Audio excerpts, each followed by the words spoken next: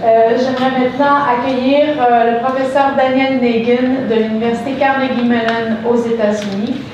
Professeur Daniel Nagin est un économiste et un professeur d'affaires publiques et de statistiques. Il a reçu de nombreux prix, je n'en mentionne que deux. Récemment cette année, le prix du National Academy of Science Award pour Scientific Reviewing, donc en 2017. Il a reçu également le prix de Stockholm en criminologie en 2014.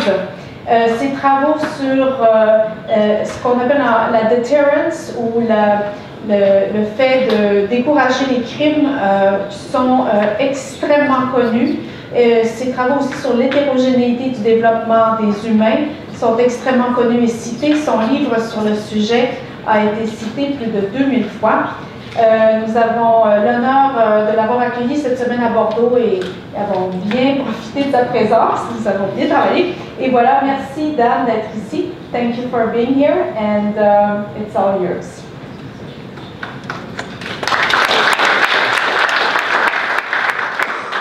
Thank you. Let me begin by apologizing. I wish I could deliver this in French, but language is not one of my strengths, so I apologize. I would like to begin by again congratulating my longtime collaborator, Richard Tremblay, on his receiving the 2017 Stockholm Prize for Criminology. So I'm looking forward to seeing him win the award later in June. What I'm going to discuss today is actually, I had the good fortune of receiving this award, as Silvana pointed out, in 2014. And in part, what I'm going to say today is taken from that address. And I'm doing that because it's going to provide a different perspective on how nations should respond to the problems of crime. As you'll see, I'm going to focus on the criminal justice system. So the title of my address was, when the inevitable happens, rising, not declining crime rates, what to do. First of all, let me begin by showing you some data. Is that for 2 decades, crime rates have, particularly for violent crime, have been declining across the globe. This is not a distinctly U.S. phenomenon. It's been declining all over. Homicide rates, the best measured violent crime, are down by 50% or more in Western European countries and the United States. The crime job is also not limited to wealthy Western countries. Over the past 20 years, homicide rates in large numbers of developing countries have declined by 2/3. It's hard to overstate the benefits of the crime drop, particularly in violent crime. Innumerable lives have been saved, and law-abiding people, particularly in the most disadvantaged, high-crime neighborhoods, can now walk the streets without fear of being robbed or assaulted. Countries, regardless of the crime trend,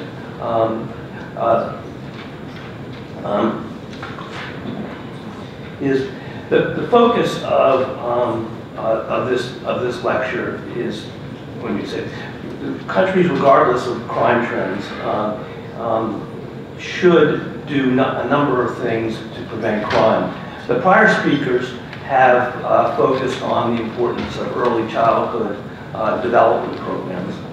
I think other important problems relate to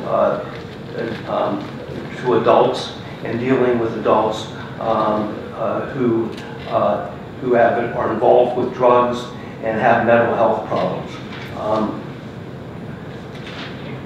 Notwithstanding the importance of these non-criminal justice responses, the focus of my remarks today will be on the criminal justice system, particularly as it pertains to the use of prison and the police. My focus on these institutions reflects 3 realities. First, earlyhood child development programs and mental health treatment can mute but not avert the inevitable crime trend reversal. Second, prisons and policing will necessarily be the lead institutions in the criminal justice response. And third, the way police and prisons are used will be critical to the effectiveness and efficiency of the response, both with regard to crime prevention and the equitable dispensing of justice. My remarks today are particularly particularly as they pertain to imprisonment, are heavily informed by the policies of my own country, the United States. Regarding the use of incarceration in the United States, the U.S. is an outlier. The U.S. incarceration rate is 7 times higher than the combined rate for all Western European democracies. And with 5% of the population, the U.S. accounts for nearly 25% of the world's total prison population. Still, the experience with the use of imprisonment as an instrument for controlling crime has lessons that transcend national borders. I say this for 2 reasons. First, over the past 2 decades, imprisonment rates have risen in some cases substantially elsewhere in the world. Second, it is important that we understand why U.S. policies were ineffective in preventing crime to avoid repeating mistakes not only in the U.S. but elsewhere in the world.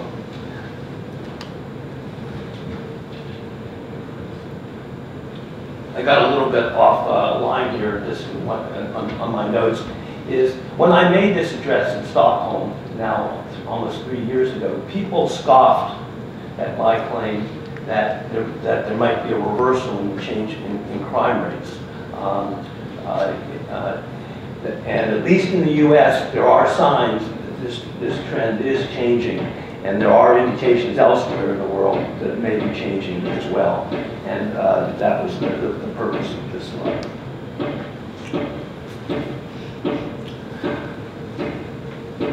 More than 250 years ago, the Enlightenment philosopher Cesare Beccaria proclaimed, "It is better to prevent crimes than punish them." I'll say as an aside, I think that well describes what we've heard from the 2 prior speakers. The U.S. response to rising crime rates from the 1960s through the 1980s was predicated on 2 faulty premises that ignored Beccaria's warning. The first was that sending more people to prison for longer periods of time was an effective way to prevent crime, and the second is that police are impotent to prevent crime. Over the past 5 years, I've completed a number of reviews of the literature on deterrence and the crime prevention effects of imprisonment. 4 important conclusions about crime prevention effectiveness of criminal penalties have emerged from these reviews. Each should be regarded as provisional because new evidence may emerge that requires their modification. But in each case, it is my judgment that the evidence is sufficiently vetted and broadly based and broad to base criminal justice policy. Imprisonment may reduce crime by the physical isolation of offenders. My first conclusion concerns preventing crime by incapacitation. American-style incapacitation is an inefficient method of crime control and also extremely unjust. The linchpin of U.S. sentencing policy has been the imposition of lengthy prison sentences on repeat offenders. The reasoning was that repeat offenders were also high-rate habitual offenders whose offenses could be averted by incapacitation. The reasoning is faulty because it ignores 2 important facts about crime. The first is that nature's best cure for crime is just getting old. The second is the extreme skew in offending. I'll illustrate the first point with an application of the methodology that Richard mentioned that I helped to develop, group-based trajectory modeling, to 2 well-known data sets with very long follow-up periods on the subject. The first is an American data set, the Colloque data set, which sociologists John Laub and Rob Sampson have written about extensively. The sample is composed of 500 males from the Boston area who were born in the 1920s and had been incarcerated in a juvenile facility during their youth. Application of group-based trajectory modeling to these data identified 6 trajectories of criminal offending that are shown in this slide. For our purposes here, I'll just make 2 observations. The first is that the trajectories are very heterogeneous, despite the fact that all the individuals in the sample had a history of juvenile delinquency. This finding makes clear that there's no single age crime curve. All trajectories, however, rise and then fall. The peak age of offending, as measured by arrest, tends to increase the overall frequency of tends to increase with the overall frequency of offending. But even for the high-rate chronic group, the rate of offending begins a steep decline at about age 35. The second analysis involves trajectory modeling of another well-known data set assembled by David Farrington of the University of Cambridge. This data set is composed of about 400 British males born in the 1950s. In this application, 5 trajectories were identified.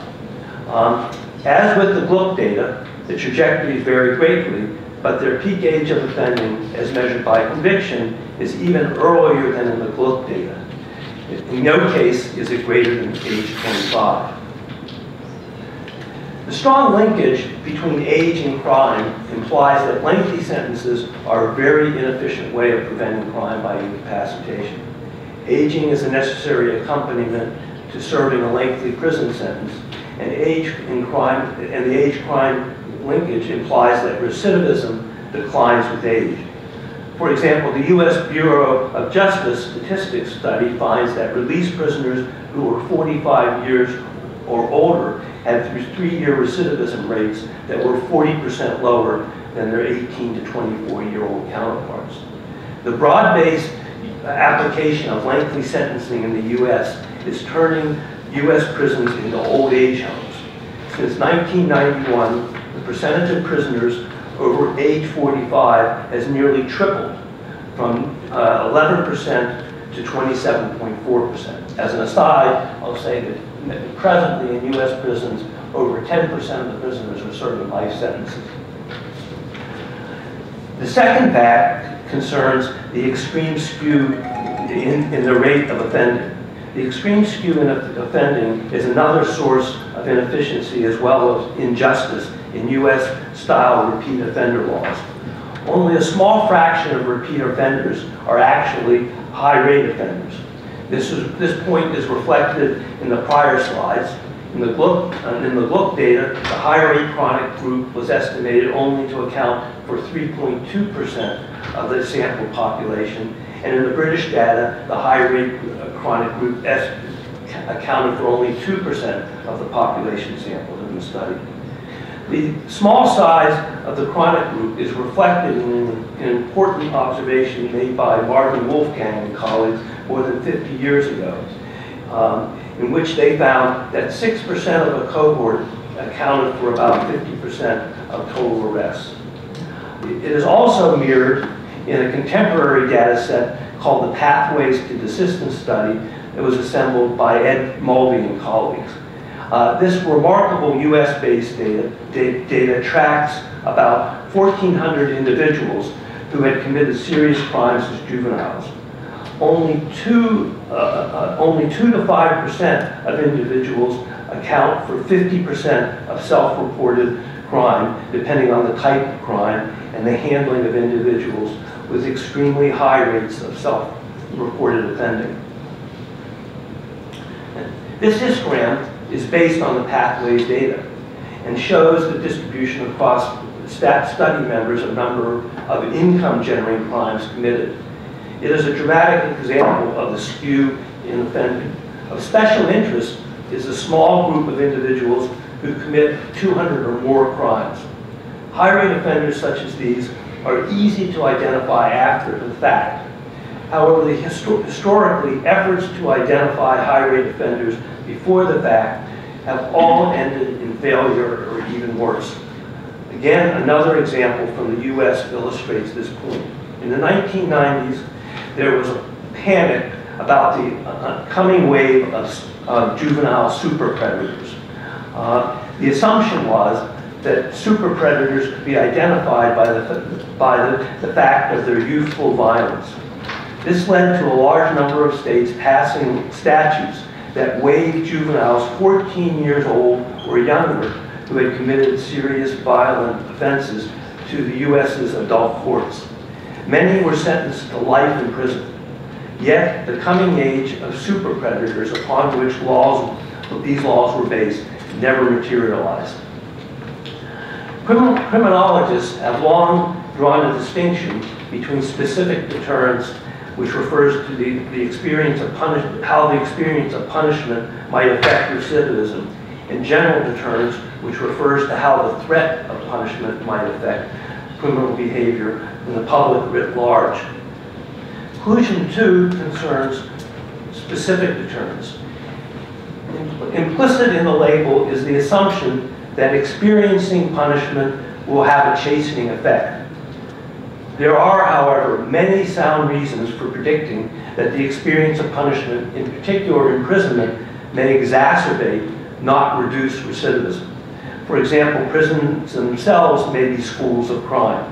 In fact, there is no evidence of the chastening effect. In 2009, Frank Cullen, Cheryl Johnson, and I published a review of the evidence on the effect of imprisonment on reoffending. Based on a review of this evidence, which included a sizable number of studies based on data from outside the U.S., we concluded that compared to non-custodial sanctions, incarceration has a null or mildly criminogenic impact on future criminal involvement. We caution that this assessment is not sufficiently firm to guide policy, with the exception that it calls into question wild claims that imprisonment has strong specific deterrent effects. The next two conclusions pertain to general deterrence. General deterrence refers to how the possibility of imprisonment may cause some to be deterred from committing crimes in the first place. Thus, even if the actual experience of imprisonment does not reduce recidivism among those who are actually punished, their punishment may serve as a warning to others of the consequences of lawbreaking, and in so doing, deter crime in the general public. Thus, the label general deterrence. Does the threat of punishment deter? Here it is important to distinguish between the certainty and severity of punishment, a distinction made more than 2 centuries ago by Jeremy Bentham and Cesar Beccaria. Conclusion 3 pertains to the severity of punishment. In the context of imprisonment, severity refers to the sentence length. Debate about the deterrent effect of severe sentences are commonly posed in terms of questions such as, will a 10-year sentence deter armed robbery? This is the wrong framing of the question because it does not specify the alternative. From a policy perspective, the correct framing is whether a 5-year sentence will serve as the greater deterrent than an alternative, acceptable alternative, say a 5-year sentence. Viewing the findings of research on severity effects in their totality, there is evidence suggesting that short sentences, very short sentences, may be a deterrent, but a consistent finding is that increases in already lengthy sentences produce a very modest deterrent effect whose crime prevention benefits fall short of the social and economic costs that are incurred. Conclusion 4 pertains to the certainty of punishment. Conventional wisdom is that the certainty of punishment, not the severity of punishment, is the more effective deterrent. My review of the evidence has led me to a refinement of this conclusion that has very important policy implications. The certainty of punishment is a product of a series of risks that correspond closely to the functioning of the criminal justice system. It is a product of the risk of apprehension, given that a crime is committed, the risk of conviction for those who are apprehended, and the risk of various punishments, including imprisonment, for those who are convicted. Support for the deterrent effect of the certainty of punishment, however, pertains almost exclusively to research relating to certainty of apprehension.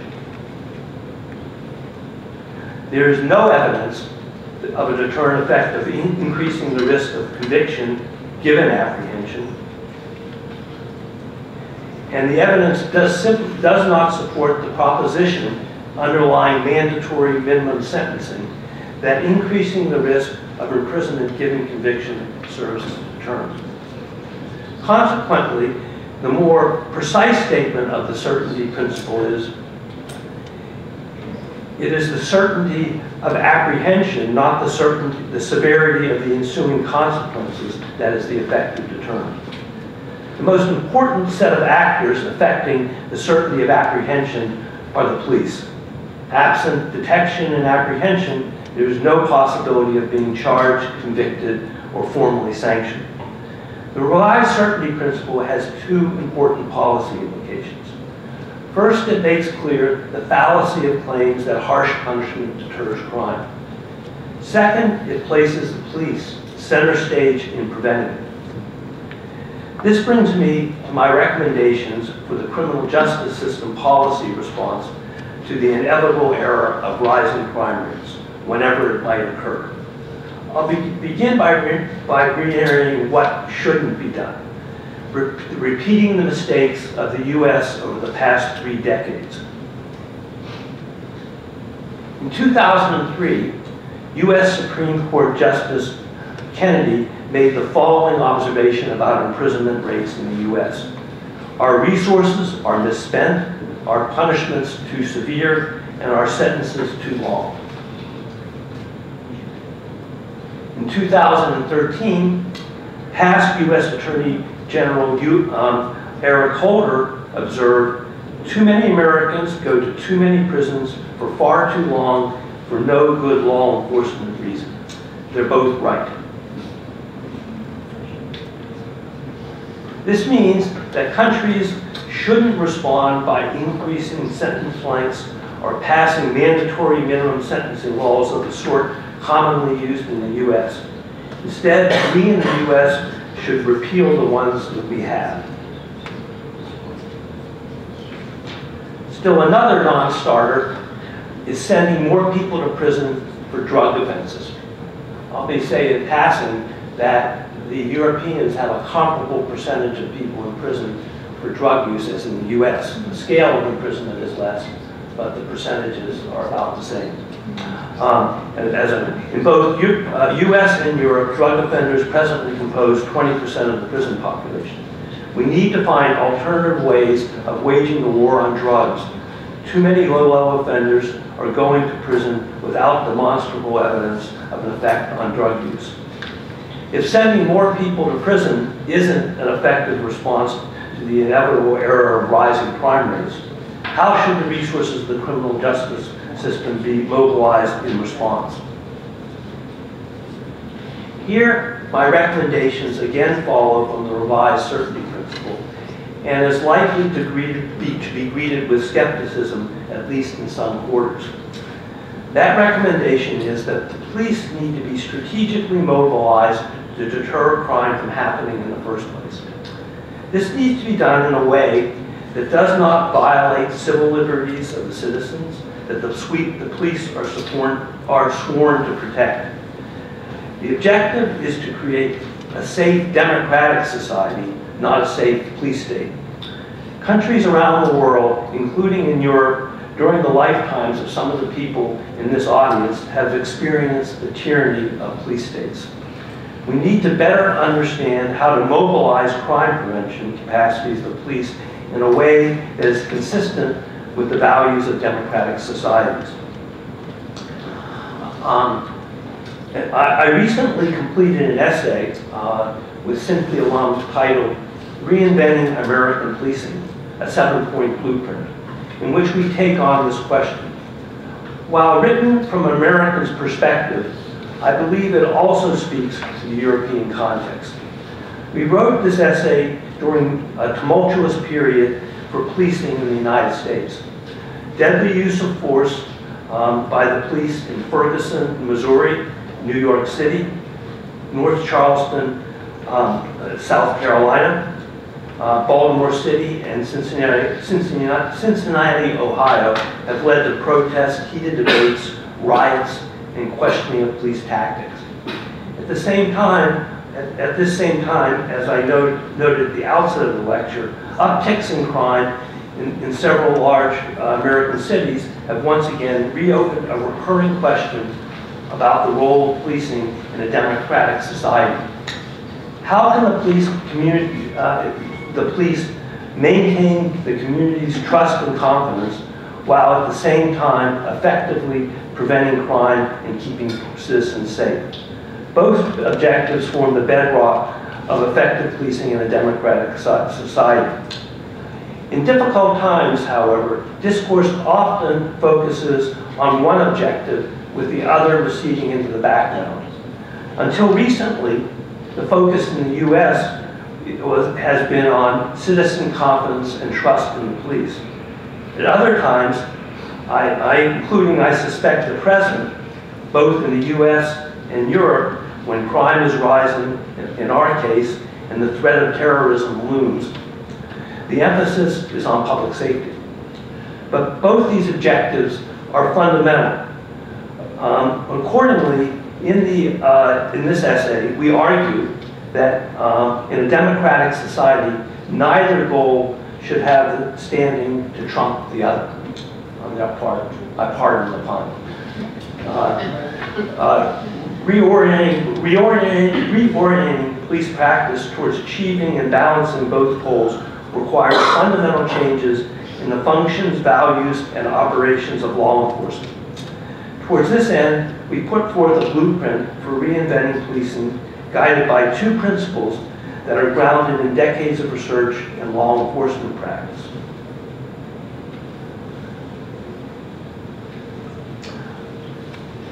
The first is that crime prevention, not arrest, is paramount.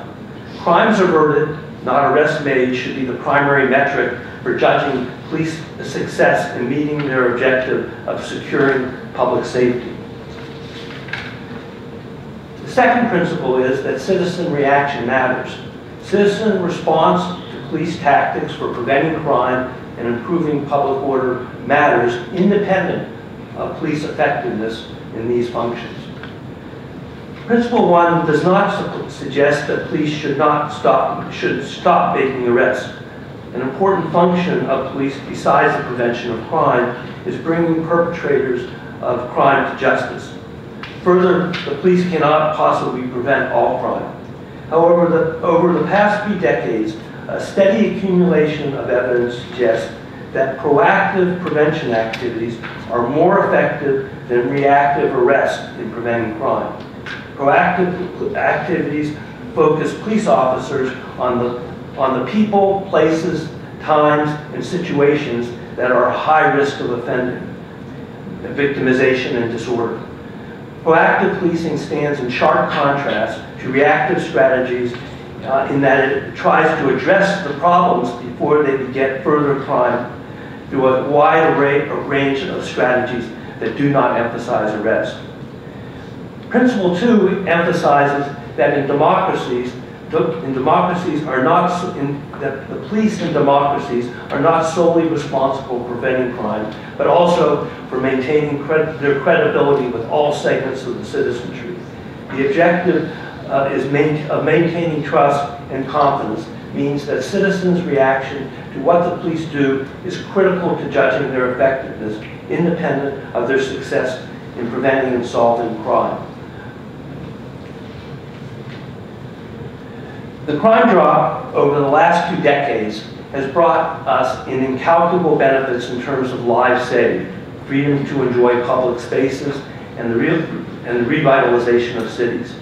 In some countries, however, including my own, the cost to society from incarceration and aggressive policing have been enormously high, both in terms of economic cost and human suffering. In my talk today, I've tried to lay out policies that are known to be effective in preventing crime in a democratic society. These include the effective mobilization of resources both inside and outside of the criminal justice system. They are intended to serve as an alternative to policing, to policies that warehouse more people in prison to no effective end in terms of crime prevention, and that are also deeply destructive of democratic values. Thank you for your attention.